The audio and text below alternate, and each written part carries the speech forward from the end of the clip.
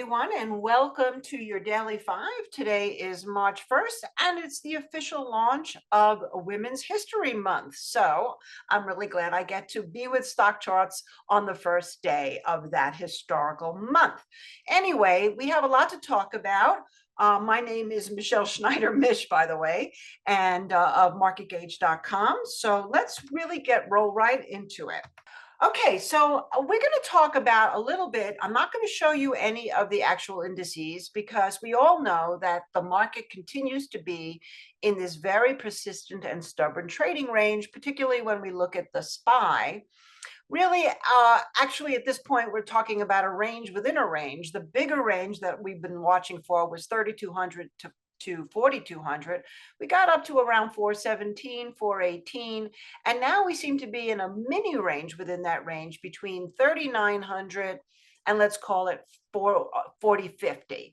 So right now that range persists, which is really typical of the stagflation environment, but there are always emerging trends, and that's the stock picks I want to show you. And of course, because of who I am, they're going to be very heavy in commodities.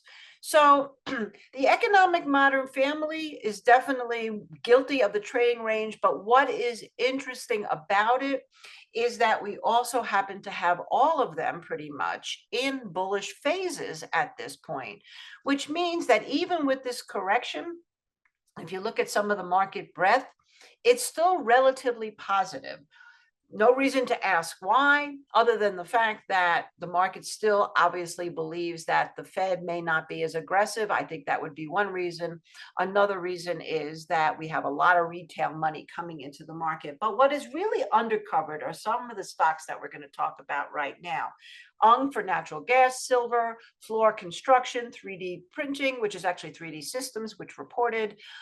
This is Tencent music, Century Aluminum, and then, of course, the ETF for solar energy. So let's get going. All right, so let's start with natural gas. Those of you who follow me on Twitter at Market Minute or read my daily, Mish's Daily, on our website, that's also posted in many different places on social media, know that a week ago, I wrote an article about energy and the potential bottoming for natural gas. And again, we don't really necessarily need to get into a lot of the fundamental reasons other than the fact that, the big decline had to do a lot with full loads of natural gas available, of milder winter in Europe. And now here we are, basically we got to a very oversold situation and we held a Bollinger Band perfectly. What I find so interesting right here is that on our leadership plugin, it's actually starting to show outperformance to the SPY. And then if we look at real motion and our momentum indicator, we did have a mean reversion while the price was still declining. However, we started to actually neutralize in momentum. And so that's really when we started to get interested, not only for that reason, but also for the point of the fact that we have a bottoming formation, which means it made a new 60+ day low, and then the next day closed above the high. I'm going to try to switch here to candlestick charts. I'm not sure why that's not happening. So why I'm pointing this particular instrument out to you right now is because I do not believe it's necessarily too late to get involved in natural gas. Of course, it would have been great to get in at around 740 and be happily taking profits at this point.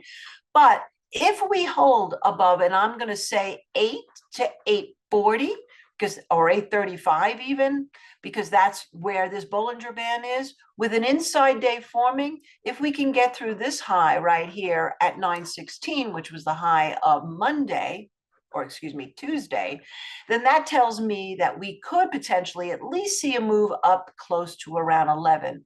So we still would have a relatively good risk reward.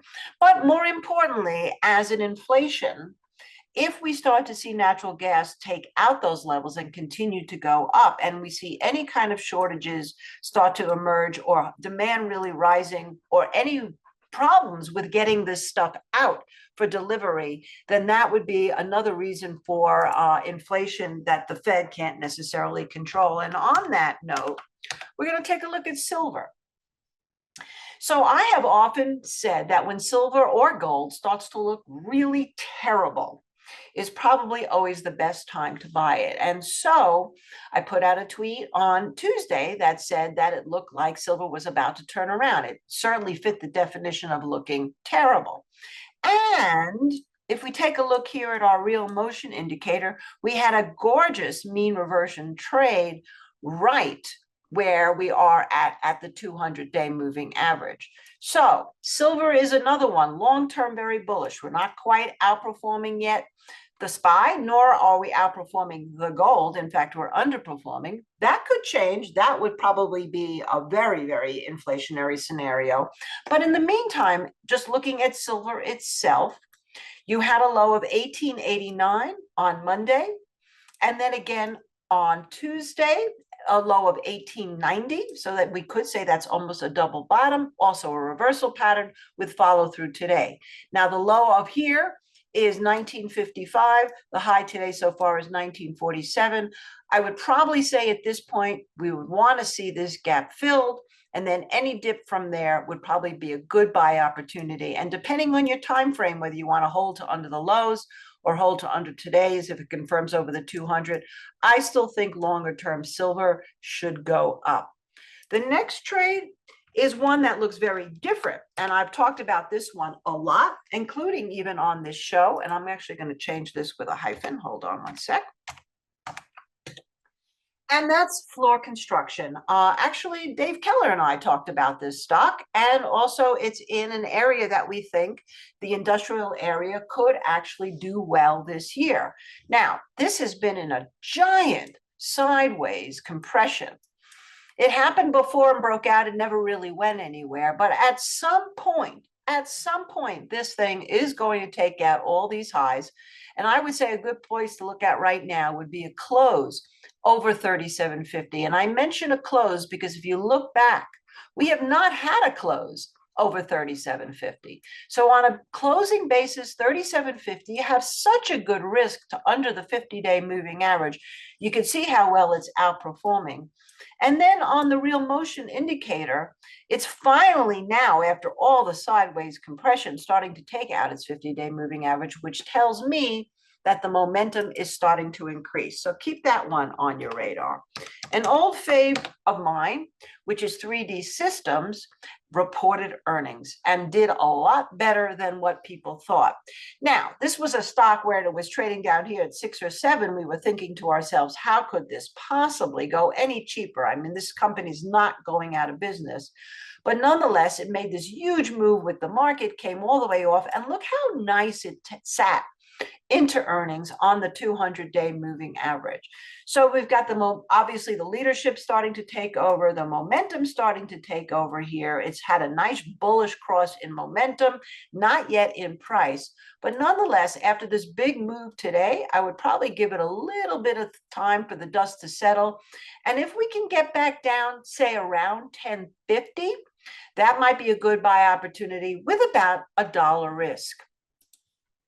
The next one is actually one that I like more on a weekly chart than I do on a daily chart. This is Tencent Music. This is a Chinese stock. And so everybody knows about Baba and Baidu and BDD and JKS, which I've also featured in the past, which is a solar stock. But this is a small stock, and it's one that I wrote about in my 2023 outlook. And the reason why I like it, I'm going to show you the weekly chart in a moment. But one of the reasons why I like it is because obviously you can see, first of all, it's been in a big bull trend, and you want to talk about sideways. This thing has gone sideways. Today, it's starting to outperform the SPY as I'm talking to you. And guess what? Having a mean reversion trade. So that tells me with the resistance right here at the 50-day moving average, it probably behooves you to wait for it to clear that 50, maybe for a couple of days. And then you could very simply risk to underneath the low here of 737. So essentially, you're talking, again, about $1 worth of risk for a stock if we switch to the weekly time frame. Considering it's been holding here and it just has made a nice gentle correction, could potentially take a move up not only to the 200-week moving average, which would be an amazing risk reward just in and of itself, but if it takes it out, you can see that the high in this stock goes back to here, which is in 2021, March, where it got up to around 31. So I would definitely keep my eyes on this. It's sort of the Chinese version of Spotify. Two more to talk about. One, again, I wrote a whole article about it. I've been tweeting about it, and it kind of took off a little bit already, and that's Century Aluminum. AA would be another one to look at, Alcoa. But right now, this one made a big move over the last couple of days. And this took out the 200-day. Now, obviously, today we're having this major big move up. Oh, I'm sorry, this is a weekly chart. Let's go back to daily chart. On the daily chart, it made a big move up over the last couple of days, exactly when I wrote about it, by the way. And look now, we're getting into some resistance. But I want you to keep an eye on it, because if we get through this resistance, I would say you could probably risk pretty tight, maybe not that tight as what I just showed you here, but maybe a move under 1075. And to see how much legs this has if it clears this Bollinger Band. Now we can go back to the weekly chart because we want to look at some history in here. You can see that just in 2022, before the rates really got tight, this thing was trading also up at around 31. So keep an eye on this one. Like I said, it would have been great if we had gotten in, and I got an opportunity to show you this more when I really took off over 1140. It took out all this compression, but nonetheless, it still could be in play. And then the last one I'm going to show you here is Solar Energy ETF, because First Solar also had an amazing report. And First Solar is actually up 13% as I'm talking to you, or up over $22, making new highs. Incredible. And TAN is hitting right at the 50-day, let's make sure I'm in the right time frame. Yes, daily, 50-day moving average, right into resistance. Obviously, you can see the leadership has come back. And in terms of the real motion indicator, it's moving up. But I think if it corresponds with a move over the moving averages in the momentum indicator and a couple of closes over the 50-day moving average, you really could actually just risk probably to just under this gap low that we're seeing today, or just under 75, to see whether or not this area has legs. So that's it for now. Give you a varied amount of stocks to look at. Hope that you enjoy, and I'll speak to you again soon. Thanks so much for watching, and bye for now. Hey, Grayson Rose here with StockCharts. Thank you so much for watching. I hope you enjoyed that video. If you did, consider giving it a like down below, maybe leave us a comment, and if you're new to the channel, you can subscribe at the link up above. We're gonna bring you daily content from an incredible collection of technical analysts and financial experts.